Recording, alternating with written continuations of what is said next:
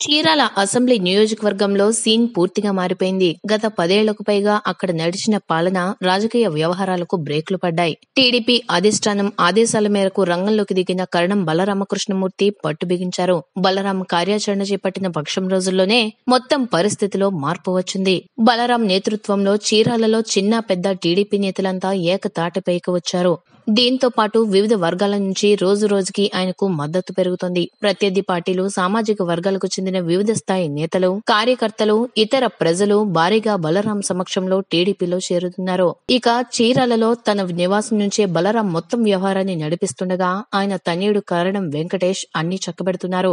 ఇతర కుటుంబ సభ్యులు సైతం చురుగ్గా ఎన్నికల ప్రచారంలో పాల్గొంటూ కార్యకర్తలను ఉత్సాహపరుస్తున్నారు. ఓటర్లను బలరాంను గెలిపించాల్సిందిగా ఓట్లు అభ్యర్థిస్తున్నారు. చీరాలతో కరణం బలరామకృష్ణమూర్తికి దశాబ్దాల కాలంగా ప్రత్యేక అనుబంధం ఉంది. చీరాల సమీపంలోని నాగులుప్పలపాడు మండలం తిమ్మ సముద్రం బలరాం స్వగ్రామం. 1965లో ఆయన చీరాలకు మకాం మార్చారు. అప్పట్లోనే రామకృష్ణపురంలో ఇంటిని నిర్మించి సుమారు 25 ఏళ్ల పాటు నివాసమున్నారు.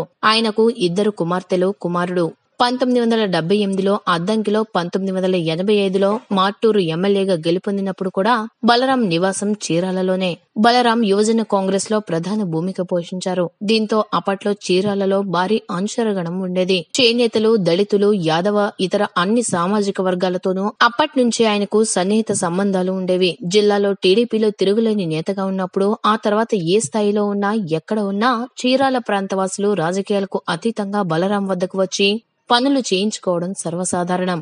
నిజానికి చీరాల నుంచే బలరాం ఎప్పుడో ఎన్నికలలో పోటీ చేయాల్సింది. అయితే స్థానికంగా బీసీ సామాజిక వర్గం ఎక్కువ కావడంతో వారి పక్షానే బలరాం పనిచేస్తుండేవారు. ప్రస్తుతం చీరాల నియోజకవర్గంలో నెలకొన్న రాజకీయ పరిణామాలతో బలమైన అభ్యర్థిని దించాలన్నది అధినేత చంద్రబాబు నిర్ణయం. స్థానిక ప్రజల ఆకాంక్షతో టీడీపీ అభ్యర్థిగా ఎన్నికలలో బలరాం పోటీ చేస్తున్నారు. 2009లో కాంగ్రెస్, 2014లో ఇండిపెండెంట్ గా గెలుపొందిన అనంతరం టీడీపీలో చేరిన ఆమంచి కృష్ణమోహన్ ను తిరిగి పోటీ చేయించేందుకు టీడీపీ అధినేత నిర్ణయించారు. చాలా మంది టీడీపీ స్థానిక క్రియాశీల కార్యకర్తలు వ్యతిరేకించినప్పటికీ కృష్ణమోహన్ కు సీఎం ప్రాధాన్యత ఇచ్చారు. అయితే చివరకు వైసీపీలోకి ఆమంచి వెళ్లిపోవడంతో చంద్రబాబు తీవ్ర అసంతృప్తి, ఆగ్రహం వ్యక్తం చేశారు. దీంతో బలమైన అభ్యర్థిని పోటీకి దించాలన్న తలంపుతో బలరాం వైపు మొగ్గు చూపారు.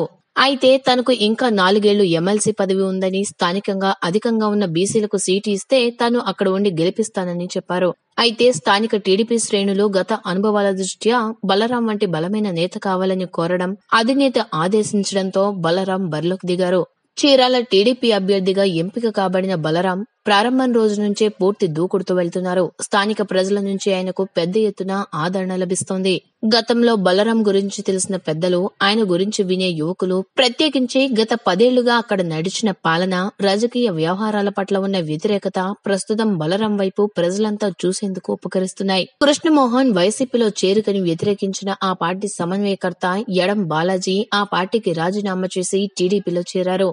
ఏఎంసీ చైర్మన్ జంజనం శ్రీనివాసరావు కూడా బలరాం వైపు వచ్చారు. 2009లో జంజనంకు టీడీపీ సీటు దక్కడంలో బలరాం కీలకంగా వ్యవహరించడంతో ఈసారి బలరాం కోసం పని చేయాలని ఆయన నిర్ణయించుకున్నారు. ఇక స్థానికంగా టీడీపీ ముఖ్య నేతలుగా ఉన్న మాజీ మంత్రి పాలేటి రామారావు, ఎమ్మెల్సీ పోతుల సునీత, టీడీపీ అభ్యర్థిత్వం ఆశించిన పొన్నులూరు మున్సిపల్ చైర్పర్సన్ డాక్టర్ సజ్జా హేమలత, మరో నేత సజ్జా వెంకటేశ్వరరావు వంటి వారితో పాటు మాజీ జెడ్పీటీసీ సభ్యుడు చంద్రమౌళి, ఎంపీపీ గవిని శ్రీనివాసరావు, జెడ్పీటీసీ సభ్యురాలు పుష్ప అరుణ, ఇతర చీరాల పట్టణ, మండల, వేట్లపాలెం మండలాలు టీడీపీ నేతలంతా ఏకతాటిపైకి నడుస్తూ ఐక్యంగా ఎవరికి వారు విడివిడిగా ప్రభావం చూపే ప్రాంతాలపై దృష్టి పెట్టి పనిచేస్తున్నారు.